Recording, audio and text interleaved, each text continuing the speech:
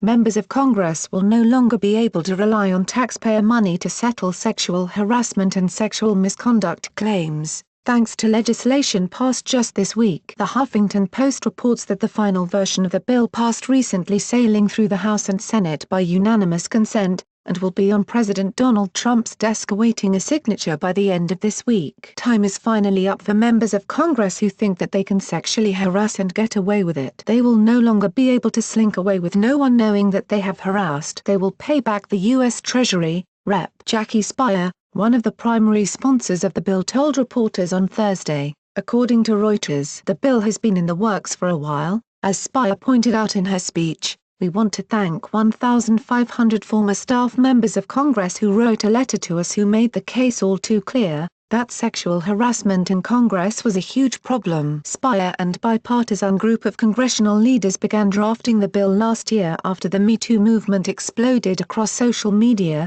ensnaring powerful men in Hollywood, in the media, and even in the federal government. Both Sen. Al Franken and Rep. Blake Farenthold resigned their positions in Congress after past indiscretions came to light in late 2017 and early 2018. Now, thanks to the legislation, senators and representatives will be required to pay out of pocket for settlements with former staffers and aides who accuse them of sexual misconduct, and will not be allowed to rely on taxpayer money to defend themselves in lawsuits brought by former colleagues. Farenthold, for example, spent more than $84,000 in federal money defending himself against a suit brought by a former legislative director who claimed the then-congressman used inappropriate, sexually charged language in an interaction. Another aide also claimed Farenthold created an unsafe work environment through his sexualized language and foul exploits. The Huffington Post reports that the bill goes a bit further than just limiting cash flow, reforming a grievance reporting system mired in the 1990s.